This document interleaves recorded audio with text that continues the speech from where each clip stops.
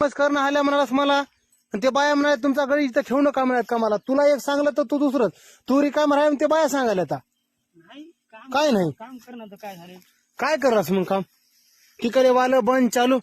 एखादी भारी लिटर झाले आणि पांढरे ड्रेसच घालून यायला इकडे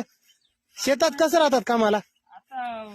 गावाला गेलो नव्हतो का काल तसंच राहून गेला खरं तर. काय गावाला येतोस काय काम करतोस पटलं तर काम कर नाही तर नको रे